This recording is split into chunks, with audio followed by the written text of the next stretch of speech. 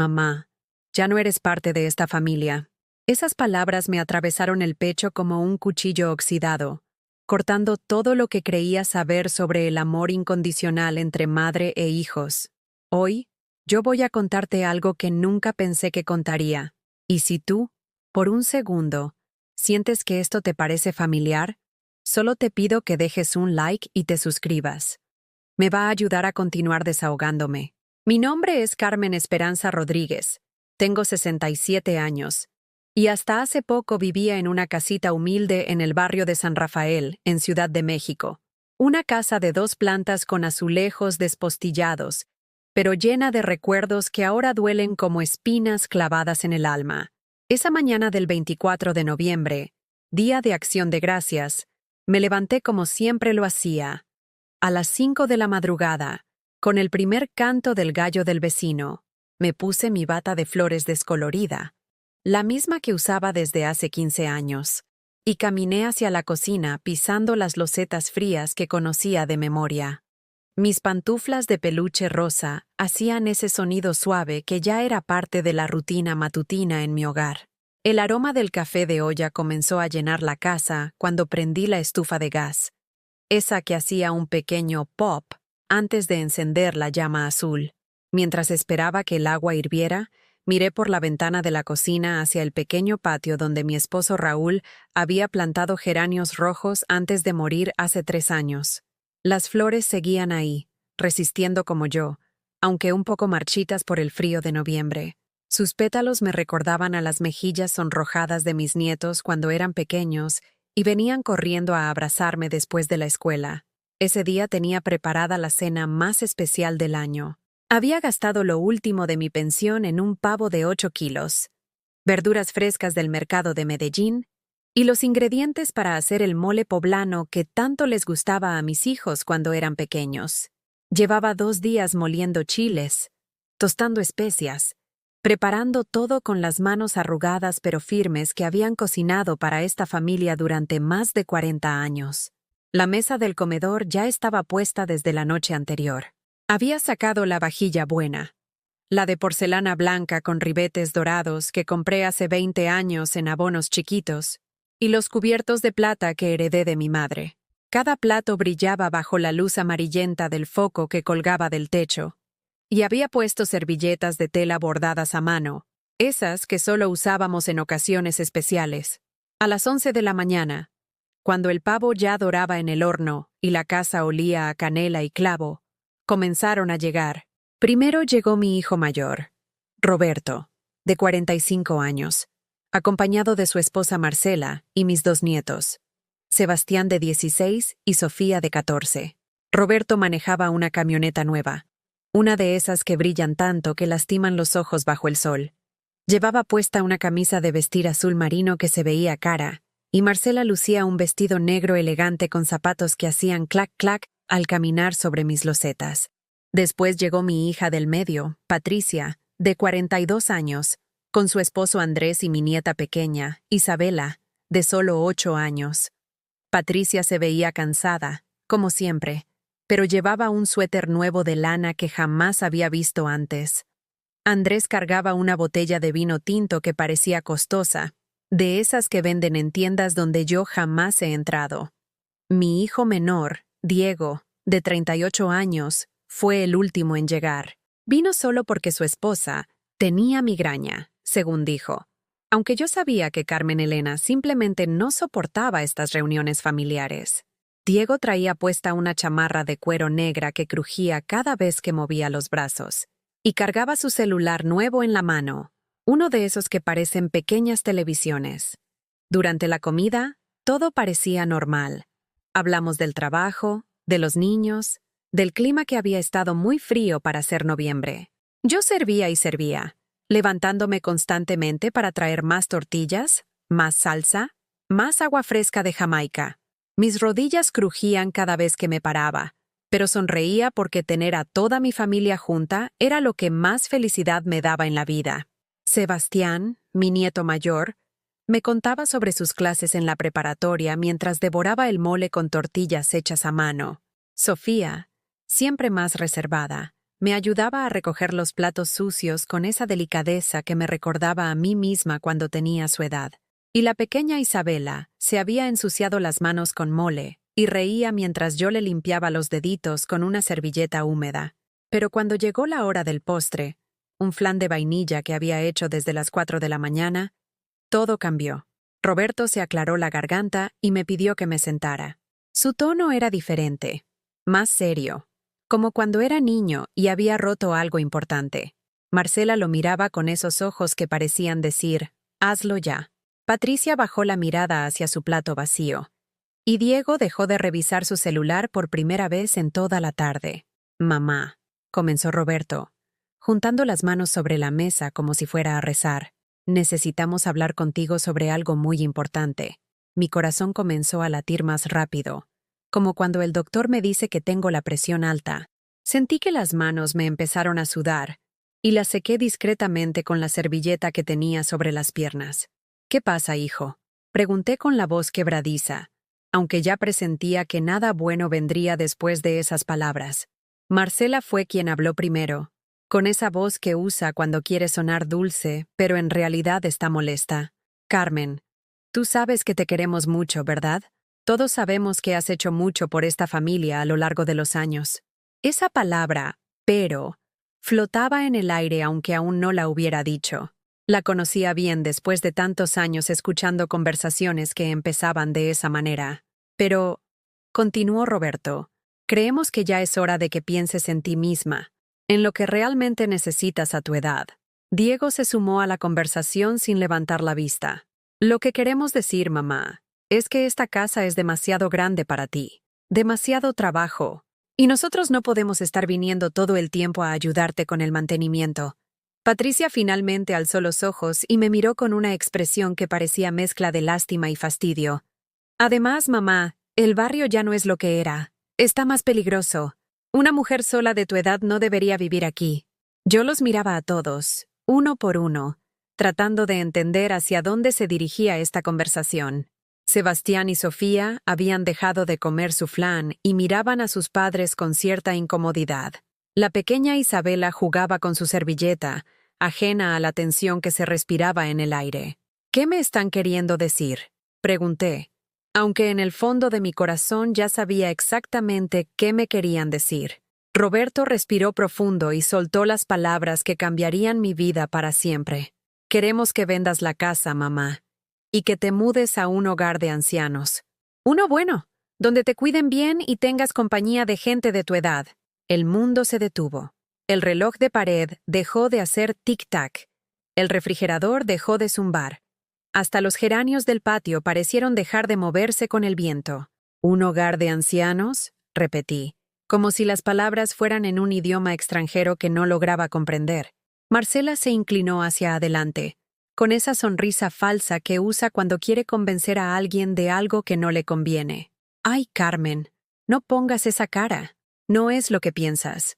Hay lugares muy bonitos, muy modernos, con enfermeras las 24 horas, actividades, jardines. Vas a estar mejor que aquí, solita y preocupándote por todo». Diego asintió mientras revisaba algo en su celular, sin siquiera dignarse a mirarme cuando agregó: «Sí, mamá. Y con la venta de la casa, tendrías suficiente dinero para pagar un lugar de lujo, de esos con alberca y gimnasio». Yo sentía como si el aire de la habitación se hubiera vuelto más espeso, más difícil de respirar. Mis manos temblaban ligeramente sobre el mantel bordado que había hecho yo misma durante las noches largas después de que murió Raúl. Era como si estuvieran hablando de deshacerse de un mueble viejo, no de su propia madre. «Pero esta es mi casa», dije con voz apenas audible. «Aquí nacieron ustedes, aquí crecieron. Aquí está enterrado el ombligo de cada uno en el jardín, como manda la tradición». Patricia soltó una risa amarga que sonó como vidrio rompiéndose. «Mamá, por favor, esas son supersticiones de antes. El mundo cambió. Ya no se puede vivir aferrado al pasado». Roberto se enderezó en su silla y adoptó ese tono que usaba cuando quería parecer autoridad. El mismo que había desarrollado en su trabajo como gerente de sucursal bancaria. «Mira, mamá, seamos realistas. Esta casa vale casi 2 millones de pesos. Ese dinero te podría durar toda la vida en un lugar donde recibas la atención que mereces. Nosotros no podemos estar viniendo cada rato a verificar que estés bien. Cada palabra era como una bofetada invisible. Verificar que estés bien. Como si fuera una obligación pesada. Un trámite molesto que interrumpía sus vidas perfectas. Yo no les he pedido que vengan a verificar nada, logré decir, sintiendo como mi voz se hacía más firme. Me he cuidado sola durante 3 años desde que murió su papá. Marcela intercambió una mirada con Patricia, una de esas miradas cómplices que excluyen a la persona de la que están hablando, aunque esté sentada justo ahí. Era el mismo tipo de mirada que había visto entre las esposas de mis hijos durante años, como si compartieran secretos sobre mí que yo no tenía derecho a conocer. Carmen, cariño, dijo Marcela con condescendencia. El otro día te encontramos hablando sola en el jardín. Te preguntamos con quién hablabas y dijiste que con papá Raúl. Eso no es normal. Sentí que la sangre me subía a las mejillas. Sí, a veces le hablaba a Raúl cuando regaba las plantas que él había sembrado. Le contaba sobre mi día, sobre los nietos, sobre las cosas pequeñas que siempre compartíamos cuando estaba vivo. No era locura. Era amor que no sabía dónde más colocarse. No estoy loca, dije, pero mi voz sonó defensiva, como si yo misma dudara de mi cordura. Diego finalmente levantó la vista de su celular y me miró con esos ojos que había heredado de su padre, pero sin la calidez que Raúl siempre tenía. Nadie dice que estés loca, mamá, pero estás sola. Y la soledad hace cosas raras en la mente de las personas mayores. Personas mayores. Como si de repente hubiera dejado de ser su madre para convertirme en un problema geriátrico que necesitaba manejo especializado. Mis nietos seguían comiendo en silencio, pero podía ver la incomodidad en sus rostros jóvenes. Sebastián, mi nieto mayor, parecía querer decir algo, pero cada vez que abría la boca, su papá Roberto le lanzaba una mirada que lo hacía cerrarla inmediatamente. Además, continuó Roberto, hemos estado pensando en que podrías usar parte del dinero de la venta para ayudarnos a nosotros también. Marcela y yo queremos invertir en un negocio, y Patricia necesita completar el enganche para su nueva casa. Ahí estaba. La verdadera razón detrás de toda esta conversación aparentemente preocupada por mi bienestar. No era sobre mi felicidad o mi seguridad. Era sobre mi dinero. Mi corazón comenzó a latir tan fuerte que podía escucharlo en mis oídos, como un tambor ancestral tocando un ritmo de guerra. Sentí que las manos me sudaban y las sequé una vez más en mi delantal de cocina, ese que tenía manchas de salsa de tomate que nunca habían salido completamente. Recordatorios de miles de comidas preparadas con amor para esta misma familia, que ahora quería deshacerse de mí. ¿Ustedes ya decidieron mi vida sin preguntarme?, pregunté, y por primera vez en años, mi voz sonó más fuerte de lo que pretendía. Patricia suspiró como si fuera una adolescente a la que le habían pedido hacer una tarea molesta. Mamá, no dramatices. Solo estamos pensando en lo mejor para todos. Tú vas a estar más segura y mejor cuidada, y nosotros vamos a tener la tranquilidad de saber que estás bien. ¿Y? Agregó Marcela con descaro. Vamos a poder ayudarte a administrar tu dinero para que te dure más tiempo.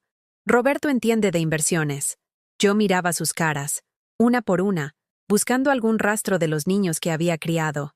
¿Dónde estaba Roberto? El niño que lloraba cuando se lastimaba y solo se calmaba con mis besos en la herida. ¿Dónde estaba Patricia? La niña que me decía, «Mami, cuando sea grande voy a cuidarte como tú me cuidas». ¿Dónde estaba Diego? El bebé que no podía dormir sin que yo le cantara las mañanitas todas las noches. En su lugar había 3 adultos desconocidos que me miraban como si fuera un obstáculo para sus planes de prosperidad. «Yo no quiero irme de mi casa», dije finalmente, con una firmeza que me sorprendió a mí misma. Roberto golpeó la mesa suavemente con el puño, haciendo que los cubiertos tintinearan contra la porcelana. «Mamá, tienes que ser razonable. Ya no puedes vivir sola. ¿Qué pasa si te caes? ¿Si te da algo? Nadie se va a dar cuenta hasta que sea demasiado tarde». «¿Y eso les importa?», pregunté, sintiendo como una rabia extraña comenzaba a crecer en mi pecho, algo que no había sentido en décadas de ser la madre paciente y sacrificada. Marcela se puso rígida en su silla. ¿Cómo puedes preguntar eso? Por supuesto que nos importas. Por eso estamos teniendo esta conversación difícil. ¿Difícil para quién? Quise preguntarle. Pero Sebastián, mi nieto de 16 años, se paró de la mesa de repente. Sus ojos verdes, heredados de mi lado de la familia, brillaban con lágrimas contenidas. Esto está mal, dijo con voz temblorosa pero valiente. Abuela Carmen no quiere irse. ¿Por qué la están obligando? Roberto lo miró con severidad. Sebastián, siéntate. Esto es cosa de adultos. Pero mi nieto no se sentó. En cambio, caminó hacia donde yo estaba y puso su mano joven y fuerte sobre mi hombro. Abuela, tú no tienes que hacer nada que no quieras. Patricia se levantó bruscamente, haciendo que su silla rechinara contra el piso. Sebastián, no te metas en lo que no entiendes. Tu abuela ya no puede cuidarse sola. Es por su propio bien. Es por el dinero, murmuró Sebastián. Y aunque lo dijo en voz baja, todos lo escuchamos. El silencio que siguió fue tan tenso que se podía cortar con cuchillo. Roberto se puso rojo como los chiles que había molido para el mole, y Marcela parecía a punto de explotar. Diego guardó su celular por primera vez en toda la tarde y me miró directamente. Mamá, ¿tú realmente crees que somos capaces de hacerte daño por dinero? La pregunta me dolió más que todas las palabras anteriores, porque la respuesta honesta era que ya no sabía qué creer. Los hijos que había criado, a los que había dado todo, mi juventud, mi energía, mis sueños, mi dinero, estaban ahí sentados planeando mi vida como si fuera su propiedad. Recordé de repente todas las veces que me habían pedido prestado dinero en los últimos 3 años. Roberto para invertir en unos terrenos que eran una oportunidad única. Patricia para completar el enganche de su casa porque se les venía el plazo. Diego para pagar la universidad de su hijo que estaba en una crisis temporal. Préstamos que nunca habían devuelto. Favores que se habían vuelto obligaciones. Emergencias que siempre surgían justo cuando yo había logrado ahorrar un poco de mi pensión. ¿Saben qué? Dije, levantándome lentamente de mi silla, sintiendo como mis 67 años pesaban en cada músculo de mi cuerpo. Voy a pensarlo. Roberto pareció aliviado. Perfecto, mamá. Sabíamos que ibas a entender. Pero, continué, caminando hacia la cocina para escapar de todas esas miradas que me hacían sentir como un animal enjaulado. Mientras lo pienso, no voy a poder ayudarlos con dinero como antes. Van a tener que arreglárselas solos por un tiempo. El cambio en sus expresiones fue inmediato y revelador. Las sonrisas desaparecieron. Los rostros se endurecieron. Y por primera vez en esa tarde, todos me prestaron atención completa. Marcela fue la primera en reaccionar. ¿Cómo que no vas a poder ayudarnos? Pero si acabamos de explicarte que es para tu propio bien. Exacto, dije desde la cocina, fingiendo estar ocupada lavando platos que ya estaban limpios. Si voy a mudarme a un hogar de ancianos, necesito ahorrar cada peso. Patricia entró a la cocina detrás de mí. Mamá, no seas así. Tú sabes que siempre te hemos pagado. Me volteé a mirarla, secándome las manos con el delantal. ¿En serio, Patricia? ¿Cuándo me pagaste los 50,000 pesos que te presté para tu negocio de repostería? Ella bajó la mirada. Eso fue diferente. El negocio no funcionó como esperábamos. ¿Y los 30,000 que le presté a Diego para su taller? Mamá, ese dinero lo estoy invirtiendo. Te va a regresar con intereses. Ah, ¿y los 100,000 que le di a Roberto para su oportunidad de terrenos? Roberto apareció en la puerta de la cocina. Esos terrenos todavía pueden dar frutos, mamá. Es una inversión a largo plazo. Yo los miraba a los 3 ahí parados en mi cocina, en la casa que querían que vendiera, justificando años de préstamos que nunca habían tenido intención de pagar, y por primera vez en mi vida, sentí algo que nunca había experimentado hacia mis hijos. Desprecio. Váyanse, dije en voz baja. ¿Cosar qué? Preguntó Diego, como si no hubiera escuchado bien. Que se vayan, todos. Ahora. Roberto intentó acercarse. Mamá, no te pongas así. Solo estamos tratando de... ¡Váyanse! Grité, y mi propia voz me asustó. Nunca había gritado a mis hijos. En 45 años de maternidad, jamás había alzado la voz de esa manera, pero algo dentro de mí se había roto. Y no era mi corazón. Era la cárcel invisible que yo misma había construido alrededor de mi vida para complacer a gente que claramente no me merecía. Se fueron. Recogieron sus chamarras caras, sus bolsas de diseñador, sus celulares relucientes. Sebastián se acercó a darme un beso en la mejilla antes de irse y susurró en mi oído: «Te amo, abuela. No hagas nada que no quieras». Isabela, mi nieta pequeña, me abrazó las piernas con esa fuerza que solo tienen los niños cuando sienten que algo importante está pasando, pero no entienden exactamente qué. ¿Abuela Carmen ya no va a vivir aquí? Patricia la jaló del brazo. «Vamos, Isabela, tu abuela necesita descansar». Cuando se cerraron las puertas de sus coches y el sonido de los motores se desvaneció en la distancia, me quedé sola en mi sala, rodeada de los platos sucios de una cena que había preparado con tanto amor y que había terminado en la mayor traición de mi vida. La casa se sintió diferente esa noche. Más grande, pero también más mía. Caminé por cada habitación, tocando las paredes que había pintado con Raúl cuando compramos esta casa hace 35 años. Recordé cada sacrificio que habíamos hecho para pagarla, cada peso ahorrado, cada sueño postergado para darles a nuestros hijos un hogar estable donde crecer. En la recámara principal, abrí el ropero donde aún colgaban algunas camisas de Raúl que no había tenido valor de donar. Olían a la loción que usaba, mezclada con el aroma a madera del ropero viejo.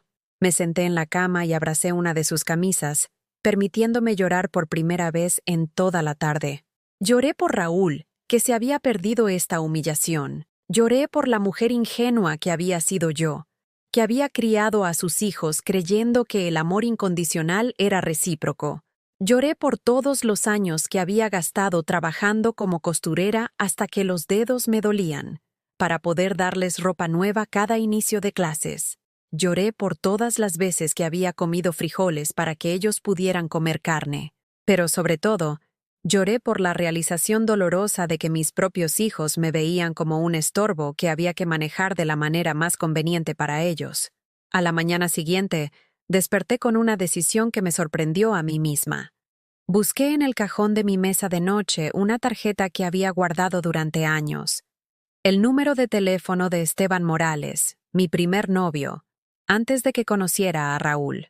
Habíamos estado en contacto esporádicamente por Facebook, y sabía que ahora era juez federal en San Luis Potosí, viudo también, y que siempre había conservado cariño por mí. Marqué su número con manos temblorosas. Cuando escuché su voz del otro lado de la línea, cálida y familiar después de tantos años, casi colgué por la vergüenza. ¿Carmen? ¿Carmen Esperanza? ¡Qué sorpresa tan agradable! Hola, Esteban. Perdóname por molestarte, pero necesito preguntarte algo legal. Su tono cambió inmediatamente, volviéndose más serio y profesional. Dime, querida, ¿en qué te puedo ayudar? Le conté todo, cada detalle de la conversación del día anterior, cada préstamo que nunca me habían pagado, cada vez que me habían hecho sentir como una carga. Esteban me escuchó sin interrumpir, y cuando terminé de hablar, el silencio del otro lado de la línea me hizo pensar que la llamada se había cortado. ¿Esteban? ¿Sigues ahí? Sí, estoy aquí. Carmen, lo que me estás contando no solo es moralmente repugnante, también podría ser legalmente cuestionable. ¿Tienes pruebas de esos préstamos? Tengo algunos recibos de transferencias y mensajes de WhatsApp donde me pedían el dinero. Perfecto. Carmen, quiero que hagas algo por mí. No firmes nada. No vendas nada. No tomes ninguna decisión hasta que hablemos en persona. ¿Me prometes eso? Su voz tenía una autoridad que me tranquilizó de manera extraña. Por primera vez en días, sentí que alguien estaba de mi lado, que alguien me estaba protegiendo en lugar de tratar de aprovecharse de mí. Te lo prometo, Esteban. Bien, voy a manejar a Ciudad de México este fin de semana. Quiero ver esos documentos y quiero conocer los detalles completos de esta situación. Después de colgar, me senté en mi silla favorita, la mecedora de madera que Raúl me había regalado cuando nació Roberto, y por primera vez en 3 años, me permití pensar en posibilidades que no involucraran sacrificarme por otros. ¿Qué pasaría si dijera que no? ¿Qué pasaría si mis hijos tuvieran que resolver sus problemas financieros sin usar a su madre como banco personal? ¿Qué pasaría si yo, Carmen Esperanza Rodríguez, decidiera que mi vida también tenía valor. El teléfono sonó esa misma tarde. Era Roberto. Mamá, estuvimos hablando y decidimos que podemos darte hasta la próxima semana para que lo pienses. Pero necesitamos una respuesta definitiva. ¿O qué? Pregunté, sintiendo una valentía nueva crecer dentro de mí. ¿O vamos a tener que tomar decisiones más difíciles por ti? Y colgó. Esa noche, mientras preparaba mi té de manzanilla antes de dormir, miré mi reflejo en el vidrio de la ventana de la cocina. La mujer que me devolvía la mirada tenía arrugas profundas alrededor de los ojos, cabello gris recogido en un chongo simple, y una expresión de cansancio que venía de décadas de darlo todo y recibir migajas. Pero también vi algo más. En el fondo de esos ojos cansados, había un destello de algo que creía perdido para siempre: dignidad. Los días siguientes fueron una montaña rusa de culpa y dudas que me tenían despierta hasta altas horas de la madrugada. Me levantaba a las 5 como siempre, pero ahora el café me sabía amargo y las tostadas se me atoraban en la garganta. Cada vez que sonaba el teléfono, mi estómago se contraía esperando otra llamada de mis hijos presionándome para tomar la decisión correcta.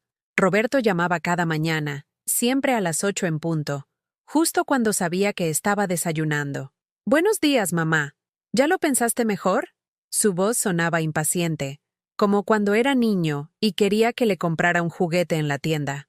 Pero ahora el juguete era mi casa, mi vida, mi libertad. «Sigo pensando, hijo». «Mamá, no hay tanto que pensar. Es simple. O tomas la decisión inteligente, o nosotros vamos a tener que buscar otras opciones». Otras opciones. Esas palabras me daban escalofríos. ¿De qué opciones hablaba? ¿Declararme incompetente? ¿Forzar la venta de alguna manera legal que yo no entendía? Marcela también comenzó su campaña de presión. Llegaba de improviso, siempre con alguna excusa. Que venía a revisar las llaves del gas, que necesitaba usar mi baño porque el suyo estaba descompuesto, que quería asegurarse de que yo estuviera comiendo bien. Pero en realidad venía a inspeccionar, a buscar evidencia de que yo no podía cuidarme sola. La encontré revisando mi refrigerador un miércoles por la tarde, contando los yogures y moviendo la cabeza con desaprobación. «Carmen, solo tienes 3 huevos y leche que ya está por caducarse. Esto prueba que no estás comiendo bien. Fui al mercado ayer», le dije, sintiendo que tenía que justificar mis hábitos alimenticios como si fuera una niña pequeña. «Sí, pero compraste muy poco. Y Diego me dijo que el lunes te vio hablando sola otra vez en el jardín». Diego, mi hijo menor, que había sido mi consentido durante años, ahora era el espía que reportaba cada una de mis acciones como evidencia de mi supuesta incapacidad mental. Esa misma tarde, Patricia llegó con una carpeta llena de folletos coloridos. «Mira, mamá, investigué algunos lugares. Este se llama Residencial Dorado y está padrísimo. Tiene alberca, salón de belleza, clases de yoga para la tercera edad». Los folletos mostraban ancianos sonrientes jugando cartas, participando en clases de baile, comiendo en comedores institucionales que parecían cafeterías de hospital. Todos se veían felices en las fotos, pero había algo artificial en esas sonrisas, como si estuvieran actuando para la cámara. «Mira este», insistió Patricia, señalando un folleto particularmente brillante. «Tiene jardines preciosos y está cerca de una iglesia. Sé que eso te gustaría». Cerca de una iglesia, pero lejos de la iglesia donde me había casado con Raúl, donde había bautizado a mis hijos, donde había rezado el rosario todos los viernes durante 30 años. Cerca de una iglesia desconocida, llena de extraños que no conocían mi historia ni mi dolor. «Patricia, yo no quiero irme a ningún lado». «Mamá, pero es que ya no es seguro que vivas sola. El otro día doña Esperanza nos contó que te vio salir en camisón a las 6 de la mañana a tirar la basura». Doña Esperanza, mi vecina de toda la vida, ahora también era parte del complot para probar mi incompetencia.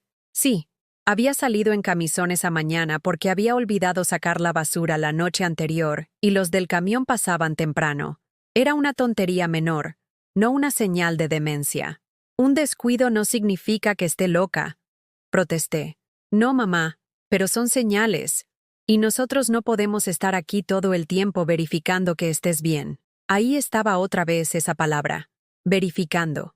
como si fuera una máquina que necesitaba mantenimiento regular, no una persona con sentimientos y derechos. El viernes en la noche, cuando estaba viendo mi telenovela favorita, Corazón Valiente, escuché voces en el jardín. Me asomé por la ventana y vi a Roberto y Diego inspeccionando la casa desde afuera. Diego tenía una libreta donde apuntaba cosas, y Roberto tomaba fotos con su celular. Salí al patio en pantuflas y bata. ¿Qué están haciendo? Roberto se sobresaltó como si hubiera sido sorprendido robando. Ah, mamá. Solo estábamos... revisando que todo estuviera bien. La cerca del fondo se ve un poco floja. ¿Y necesitaban venir en la noche a revisar la cerca? Diego cerró su libreta rápidamente. Es que en el día trabajamos, mamá. Solo queríamos asegurarnos de que la casa estuviera en buenas condiciones. ¿Buenas condiciones para qué?, me pregunté. ¿Para venderla más rápida? ¿Para tasarla mejor? ¿Para encontrar desperfectos que justificaran un precio más bajo? Esa noche no pude dormir. Me la pasé sentada en la mecedora de Raúl, la que él había puesto en nuestro cuarto para que yo pudiera mecer a los bebés cuando lloraban de madrugada. Desde ahí podía ver todo el cuarto que habíamos compartido durante 32 años. La cómoda donde guardaba mis rebozos, el tocador donde Raúl me peinaba los domingos antes de ir a misa, la ventana por donde entraba la luz de la mañana y nos despertaba con el canto de los pájaros que anidaban en el fresno del patio. ¿Cómo podía desprenderme de todo esto? ¿Cómo podía cambiar 3 décadas de memorias por un cuarto aséptico en un lugar lleno de extraños? El sábado por la mañana, mientras regaba los geranios de Raúl, mi celular vibró con un mensaje de WhatsApp que hizo que se me cayera la regadera de las manos. Era de Marcela, pero el mensaje estaba dirigido a alguien más. Obviamente se había equivocado de destinatario. Ya casi la convencemos. Roberto dice que en una semana máximo firma los papeles. Patricia ya habló con el notario. Cuando se venda la casa, nos toca el 40% a nosotros y el 30% a cada uno de sus hermanos. Con mi parte vamos a poder pagar toda la hipoteca del departamento nuevo. Leí el mensaje 3 veces, sintiendo como cada palabra se grababa en mi memoria con la claridad dolorosa de una revelación devastadora. No solo querían deshacerse de mí, ya habían dividido el dinero de mi casa entre ellos. Ya habían planeado cómo usar mi patrimonio para resolver sus propios problemas financieros. Había sido una tonta, una vieja tonta que había confundido la codicia con preocupación filial. Con manos temblorosas, tomé capturas de pantalla del mensaje. Después marqué el número de Esteban. Esteban, necesito que vengas hoy. Ya no puedo esperar hasta el fin de semana. ¿Qué pasó, Carmen? Descubrí algo que me está matando por dentro. Esteban llegó esa misma tarde, manejando desde San Luis Potosí en un coche modesto pero limpio. Cuando abrí la puerta, y lo vi ahí parado, con su cabello completamente blanco, pero la misma sonrisa bondadosa que recordaba de nuestra juventud, sentí que no estaba completamente sola en el mundo. Carmen, dijo, y su voz tenía esa calidez que había olvidado que existía. Te ves cansada. No me dijo que me veía bien cuando claramente no era cierto. No minimizó mi dolor con frases vacías. Solo reconoció mi cansancio con la honestidad de alguien que realmente me veía. Le mostré el mensaje de Marcela. Lo leyó 2 veces. Después se quitó los anteojos y se frotó los ojos como si estuviera procesando algo muy difícil de creer. Carmen, esto es evidencia de conspiración para despojarte de tu patrimonio. En términos legales, es abuso económico hacia un adulto mayor. ¿Eso existe? Por supuesto que existe. Y es un delito federal. Tus hijos podrían enfrentar cargos criminales. La idea de que mis propios hijos pudieran ir a la cárcel por lo que me estaban haciendo me resultaba surreal. Eran personas respetables, con trabajos importantes, con familias que mantener. ¿Realmente eran criminales? ¿Qué debo hacer? Esteban se acercó y tomó mis manos entre las suyas. Eran manos de hombre mayor, con manchas de la edad y venas prominentes, pero cálidas y firmes. Primero, vamos a documentar todo. Cada préstamo, cada presión, cada amenaza. Después, vamos a tomar una decisión juntos sobre cómo proceder. Pasamos el resto de la tarde revisando mis documentos. Esteban tomaba notas en un cuaderno legal, organizando fechas y cantidades con la precisión de alguien acostumbrado a construir casos sólidos. Con cada nueva evidencia que encontrábamos, su expresión se endurecía más. Carmen, en total les has dado más de 500,000 pesos en los últimos 3 años, sin contar los gastos que cubres regularmente, colegiaturas, emergencias médicas, reparaciones de sus coches. 500,000 pesos. Más de lo que ganaba en 2 años completos de pensión, dinero que había ahorrado peso por peso, trabajando hasta los 64 años como costurera, haciendo alteraciones y bordados hasta que la artritis me impedía sostener la aguja por más de 1 hora seguida. «Soy una tonta», murmuré. «No», dijo Esteban con firmeza. «Eres una madre que amó demasiado a hijos que no supieron valorar ese amor». Cuando se fue esa noche, me quedé sentada en mi cocina con una taza de té que se enfriaba entre mis manos. La casa se sentía diferente ahora que sabía la verdad. Cada rincón me recordaba no solo los momentos felices, sino también todos los sacrificios que había hecho para que mis hijos tuvieran mejores oportunidades que las que Raúl y yo habíamos tenido. Recordé las madrugadas cosiendo uniformes escolares porque no podíamos comprar los nuevos, las cenas de huevo con arroz para que ellos pudieran comer pollo, las veces que Raúl y yo nos quedamos sin salir al cine durante meses para poder pagar las clases de inglés de Roberto. Todo para criar a 3 adultos que ahora me veían como un obstáculo para su prosperidad. Esa noche, por primera vez en años, no revisé si todas las puertas estaban bien cerradas antes de dormir. No organicé la ropa para el día siguiente. No planifiqué el desayuno pensando en quién podría venir a visitarme. Por primera vez en décadas, simplemente existí para mí misma, y aunque dolía como un parto al revés, también se sentía extrañamente liberador. El lunes por la mañana, mientras barría el patio y trataba de fingir que todo era normal, escuché el portón abrirse con ese chirrido que llevaba años prometiéndome aceitar. Era Roberto, pero no venía solo. Detrás de él caminaba un hombre mayor, de traje gris y portafolio de piel, que me sonrió con esa cordialidad profesional que usan los vendedores y los políticos. «Mamá, te quiero presentar al licenciado Hernández. Es notario público y vino a explicarte lo fácil que sería hacer la venta de la casa». Mi sangre se heló. Habían traído a un notario sin siquiera preguntarme, como si mi decisión ya estuviera tomada. Como si yo fuera solo un trámite que había que completar para acceder a mi dinero. «Buenos días, señora Rodríguez», dijo el licenciado Hernández extendiendo su mano. «Su hijo me ha contado que está considerando vender esta hermosa propiedad». Hermosa propiedad. No mi hogar. No el lugar donde había criado a mis hijos. Solo una transacción comercial que había que procesar de manera eficiente. No le dije que podía traer a nadie. Le reproché a Roberto, sintiendo cómo la indignación me hacía temblar la voz. «Mamá, solo queríamos ahorrarte tiempo. El licenciado puede explicarte todas las opciones que tienes». Durante los siguientes 40 minutos, el notario me habló sobre valores de mercado, escrituras, impuestos sobre la venta, como si estuviera leyendo un manual de instrucciones para desarmar mi vida.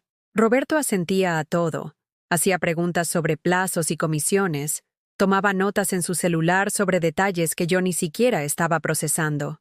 «¿Y cuánto tiempo tomaría todo el proceso?», preguntó Roberto.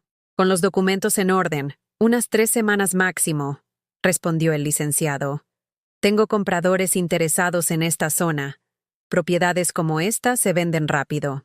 Yo los escuchaba hablar sobre mi casa como si fuera un objeto, un bien que había que liquidar para convertirlo en efectivo. Nadie mencionó los 35 años de vida que estas paredes habían albergado. Nadie habló de las Navidades, los cumpleaños, las cenas familiares, las noches en vela cuidando niños enfermos. Cuando el notario se fue, Roberto se quedó conmigo en la cocina. «¿Ves qué fácil es, mamá?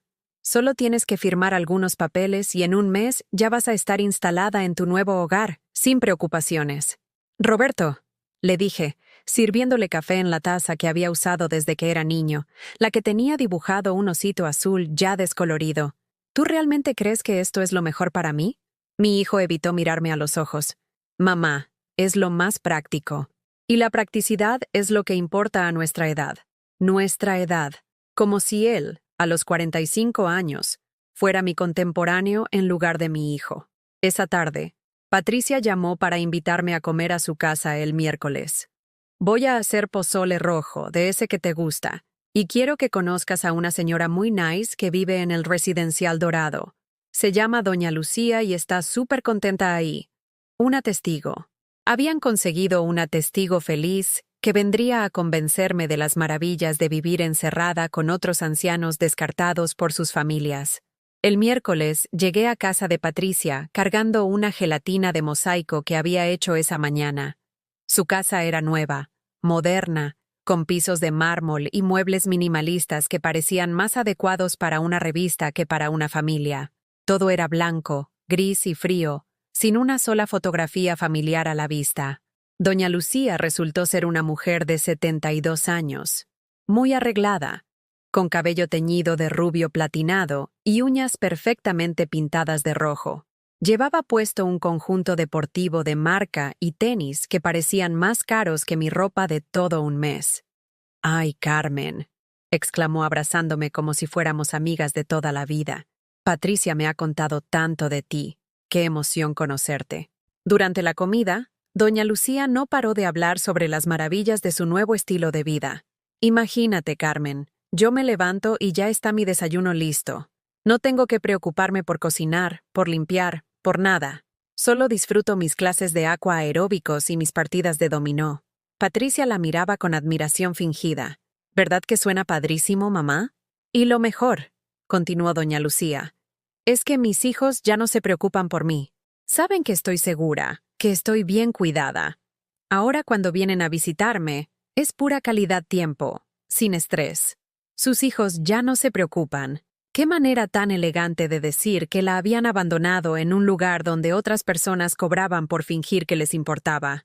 «¿Y no extraña su casa?», le pregunté. Doña Lucía hizo una pausa casi imperceptible antes de responder. «Ay, Carmen, una casa vacía es muy triste. Mejor estar rodeada de gente, ¿no crees?». Pero yo había visto esa pausa. Había visto el destello de nostalgia que cruzó por sus ojos antes de que su sonrisa publicitaria regresara a su lugar. Después de la comida, Patricia me llevó aparte mientras doña Lucía iba al baño. «¿Viste qué contenta está? Eso podría ser tú, mamá. Libre de responsabilidades, con gente que se preocupe por ti». «Patricia, ¿por qué siento que me están mintiendo?». Mi hija se puso rígida. «¿Cómo puedes decir eso? Todo lo que estamos haciendo es por tu bien. ¿En serio? ¿O es porque ya repartieron el dinero de mi casa entre ustedes?». La cara de Patricia se puso blanca como la pared. Sus ojos se agrandaron y su boca se abrió ligeramente, como pez fuera del agua. «¿De qué hablas?». «Del mensaje que Marcela me mandó por error». Patricia cerró los ojos y suspiró profundamente, como si hubiera estado cargando un peso muy pesado y finalmente pudiera soltarlo. «Mamá, sí, es cierto. Hemos hablado sobre qué hacer con el dinero de la venta, pero es porque queremos asegurarnos de que sea suficiente para mantenerte cómoda el resto de tu vida». Mentirosa. Mi propia hija me mentía con la misma facilidad con que respiraba. «Patricia, en ese mensaje Marcela hablaba de pagar su hipoteca». «Mamá, no entiendes. Si nosotros estamos bien económicamente, podemos cuidarte mejor. Es una inversión en tu futuro». La lógica retorcida de sus palabras me mareó. Robarme era para cuidarme mejor. Deshacerse de mí era para mi propio bien. Mentirme era porque yo no entendía las complejidades del mundo moderno. Esa noche, cuando regresé a mi casa, me senté en mi mecedora y marqué otra vez a Esteban. «¿Esteban? Dime, querida, ¿tú crees que soy una mala madre por no querer darles mi casa?». «Carmen Esperanza Rodríguez», dijo con la voz firme que debía usar en su juzgado cuando dictaba sentencias. «Escúchame bien. Una madre que da todo por sus hijos es una buena madre. Unos hijos que quieren quitarle todo a su madre son malos hijos. La diferencia no está en ti, está en ellos». Sus palabras me cayeron como agua fresca en un desierto. Por primera vez en semanas, alguien me confirmaba que no estaba loca, que no estaba siendo egoísta, que tenía derecho a proteger lo que había construido con mi esposo. ¿Qué vamos a hacer? ¿Vamos a enseñarles que su madre no es la anciana indefensa que creen que es? Después de colgar, caminé por mi casa tocando cada pared, cada mueble, cada fotografía. En la sala, me detuve frente al retrato de mi boda con Raúl.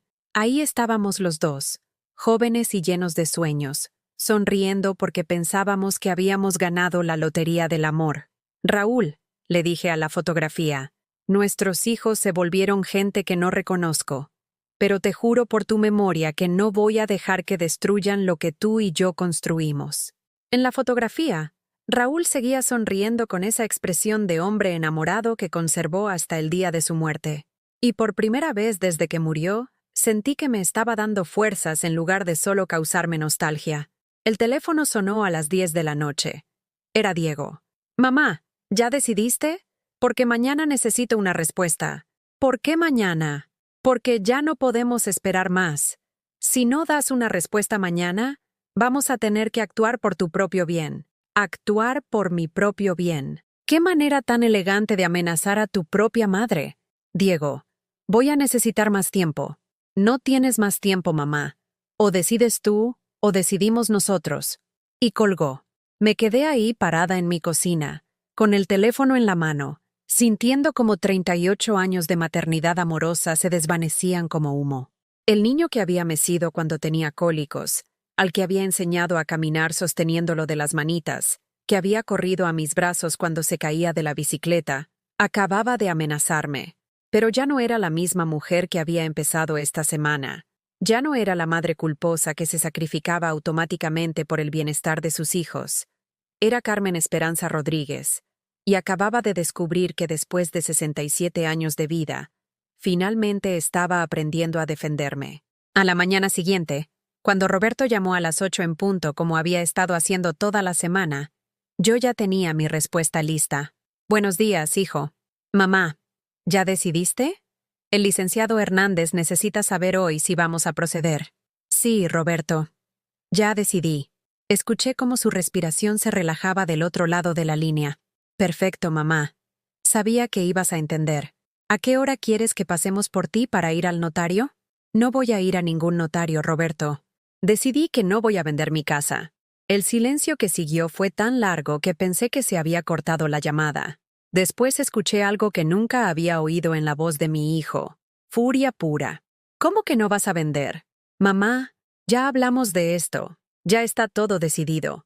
Tú lo decidiste. Yo no. Mamá, no puedes ser tan egoísta. Nosotros también tenemos necesidades.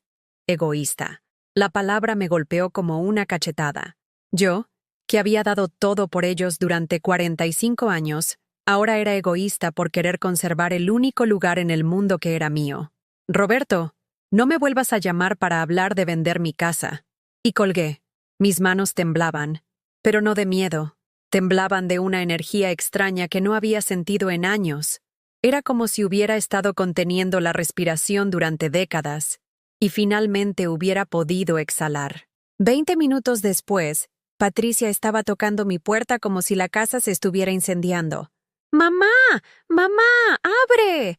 ¡Roberto me contó lo que dijiste! Abrí la puerta, y ahí estaba mi hija del medio, despeinada, sin maquillaje, con la cara roja de tanto correr desde su coche hasta mi puerta. Parecía una mujer diferente a la que había conocido toda la vida. Mamá, ¿te volviste loca? ¿Cómo le dijiste eso a Roberto? Le dije la verdad, Patricia. No voy a vender mi casa. Pero es que no entiendes. Necesitamos ese dinero. Ahí estaba. Finalmente había dicho la verdad sin disfraces. No era por mi bien, no era por mi seguridad, era porque necesitaban mi dinero. ¿Para qué necesitan mi dinero? Patricia comenzó a caminar en círculos por mi sala, como animal enjaulado. Andrés perdió su trabajo el mes pasado. No hemos podido pagar la hipoteca de la casa nueva. Si no conseguimos dinero pronto, nos van a embargar. Información nueva. Información que me habían ocultado mientras me presionaban para tomar una decisión que beneficiaría sus crisis financieras. ¿Y por qué no me dijeron eso desde el principio? Porque sabíamos que ibas a querer darnos todo tu dinero y después te ibas a quedar sin nada. La ironía de sus palabras era tan obvia que casi me dio risa. No querían que me quedara sin nada, así que planeaban quitarme todo. Patricia, siéntate. No quiero sentarme. Quiero que entiendas la gravedad de la situación. Siéntate, repetí. pero esta vez con una autoridad en mi voz que no sabía que poseía. Mi hija se sentó en el sillón como niña regañada. Yo me senté frente a ella en mi mecedora. ¿Cuánto deben de la casa? 300,000 pesos. ¿Y cuánto tiempo llevan sin pagar? Patricia bajó la mirada. 4 meses. 4 meses. Durante 4 meses habían estado mintiendo sobre su situación financiera mientras planeaban usar mi patrimonio para salvar el suyo. ¿Roberto lo sabe? Por supuesto que lo sabe. Él fue quien tuvo la idea de buscar una solución que nos beneficiara a todos. Una solución que los beneficiara a todos, excepto a mí. ¿Y Diego? Diego también necesita dinero. Su negocio de refacciones no está funcionando como esperaba. Ahí estaba el cuadro completo. Mis 3 hijos habían coordinado esta campaña de presión porque todos tenían problemas económicos que pensaban resolver con la venta de mi casa. Patricia, ¿alguna vez se pusieron a pensar en preguntarme si yo quería ayudarlos, en lugar de engañarme para quitarme todo? Mi hija levantó la vista con expresión confundida. ¿De qué hablas? Si me hubieran dicho, mamá, estamos en problemas y necesitamos ayuda, habríamos podido buscar una solución juntos, pero decidieron mentirme, manipularme y hacerme creer que estaba loca. Mamá, es que sabíamos que ibas a querer darnos todo, y después tú te ibas a quedar desprotegida. Así que decidieron protegerme quitándome mi casa. Patricia se paró bruscamente. Mamá, no seas dramática. Nadie te está quitando nada. Te estamos ofreciendo una vida mejor. Una vida que ustedes eligieron para mí. Una vida que es mejor para ti. ¿Según quién? Según nosotros, que somos tus hijos y te conocemos mejor que nadie. Ahí estaba la verdad desnuda. Ellos sabían mejor que yo lo que me convenía. Ellos tenían derecho a decidir mi futuro. Yo era solo una anciana que había perdido la capacidad de tomar decisiones sobre su propia vida. Esa noche, después de que Patricia se fue dando un portazo que hizo temblar las ventanas, hice algo que no había hecho en 3 años. Cerré todas las cortinas, apagué mi celular y me preparé una cena completa solo para mí. Saqué la vajilla buena, encendí las velas que guardaba para ocasiones especiales, me serví una copa del vino de consagrar que tenía desde la última Navidad con Raúl. Cociné unos huevos rancheros con salsa verde, calenté tortillas en el comal, me serví frijoles refritos con queso fresco, comí lentamente, saboreando cada bocado, escuchando solo el sonido de mis propios cubiertos contra el plato y el tic-tac del reloj de pared que había marcado el tiempo de mi vida durante más de 3 décadas. Por primera vez en años, no estaba preocupada por si alguien más tenía hambre. No estaba calculando si había suficiente comida para invitar a quien llegara de improviso. No estaba pensando en guardar las sobras para mis hijos. Estaba comiendo para mí, solo para mí, y se sentía extrañamente revolucionario. Después de cenar, saqué una caja de zapatos que tenía guardada en el ropero. Adentro, estaban todas las cartas que Raúl me había escrito durante nuestro noviazgo, cuando él trabajaba en Monterrey y nos veíamos solo los fines de semana. Leí algunas al azar. Mi querida Carmen, cada día que paso lejos de ti, me doy cuenta de que eres la mujer más valiente y generosa que conozco. Cuando nos casemos, voy a asegurarme de que nunca tengas que pedirle nada a nadie. Raúl había cumplido esa promesa. Durante 32 años de matrimonio, él se había asegurado de que yo me sintiera protegida, valorada, amada. Nunca me había hecho sentir como una carga o como si mis opiniones no importaran. ¿Cuándo había empezado a olvidar eso? ¿Cuándo había empezado a creer que necesitaba la aprobación de mis hijos para tomar decisiones sobre mi propia vida? Guardé las cartas y subí a mi recámara. Me puse mi camisón de franela favorito, el que Roberto había criticado la semana pasada diciendo que parecía de hospital, y me acosté en mi cama. Por primera vez en meses, dormí 8 horas completas sin despertarme preocupada por algún problema que tuviera que resolver para alguien más. Al día siguiente, desperté con una claridad mental que no había experimentado en años. Sabía exactamente qué tenía que hacer. Llamé a Esteban. «Esteban, estoy lista». «¿Lista para qué, Carmen?» «Para enseñarles a mis hijos quién es realmente su madre». Su risa del otro lado de la línea sonó como música. Eso es lo que quería escuchar. Voy para allá. Esteban llegó el viernes por la tarde con un maletín de cuero gastado y una expresión que reconocí de inmediato. Era la misma cara de determinación que tenía cuando éramos novios y defendía a alguien injustamente acusado en los pleitos del barrio. Ahora, 40 años después, esa determinación era por mí. Carmen, traje todo lo que necesitamos, dijo, sentándose en mi mesa de la cocina y abriendo su maletín con movimientos precisos. Formularios de denuncia, documentos sobre abuso financiero hacia adultos mayores y algo más. ¿Qué más? Esteban sacó una grabadora digital pequeña, no más grande que una cajetilla de cigarros. Quiero que invites a tus hijos a una reunión familiar este domingo. Diles que has tomado una decisión y que quieres comunicársela a todos juntos. Mi estómago se retorció de nervios. ¿Y qué voy a decirles? ¿Vas a decirles que sí vas a vender la casa? Lo miré confundida. ¿Pero no acabamos de decidir que no? Esteban sonrió con esa malicia que había visto en él cuando planeaba travesuras de juventud. Van a mostrar sus verdaderas intenciones cuando crean que ya ganaron. Y lo vamos a grabar todo. El domingo por la mañana, preparé café de olla y compré pan dulce en la panadería de don Aurelio, como si fuera cualquier reunión familiar normal. Pero esta vez no saqué la vajilla buena. Esta vez usé las tazas despuntilladas de todos los días y puse el pan en platos de peltre que habían visto mejores tiempos. Roberto llegó primero, con Marcela y mis nietos. Venía vestido con traje, como si fuera a una junta de negocios en lugar de visitar a su madre. Marcela cargaba una carpeta gruesa que supuse contenía todos los papeles para la venta. Patricia llegó 10 minutos después, con Andrés y la pequeña Isabela. Diego vino solo, como siempre, pero esta vez traía una sonrisa que no había visto en semanas. Cuando estuvieron todos sentados en mi sala, respiré profundo y comencé. Los llamé porque ya tomé una decisión sobre la casa. Roberto se enderezó en su asiento. Te escuchamos, mamá. Voy a venderla. La transformación en sus rostros fue inmediata y reveladora. Las sonrisas aparecieron como si alguien hubiera prendido un interruptor. Patricia comenzó a aplaudir sutilmente. Diego suspiró con alivio visible. Marcela abrió su carpeta con movimientos eficientes. «¡Ay, mamá, qué bueno!», exclamó Patricia. «Vas a ver qué feliz vas a ser en tu nuevo hogar». Roberto ya estaba sacando su celular. «Perfecto. Voy a llamar al licenciado Hernández para que traiga los papeles esta misma tarde». «Esperen», dije, levantando la mano. «Antes quiero hablar sobre cómo vamos a manejar el dinero». Marcela se inclinó hacia adelante con interés evidente. «Claro, Carmen. Roberto y yo ya hicimos algunos cálculos sobre la mejor manera de invertir el dinero para que te rinda más». «¿Ah, sí? ¿Y cuánto calculan que van a necesitar ustedes?».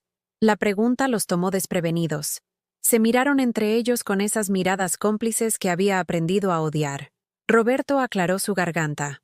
«Bueno, mamá, como te explicamos, necesitamos hacer algunas inversiones que a largo plazo van a beneficiarte a ti también». «¿Cuánto, Roberto? ¿Cuánto qué?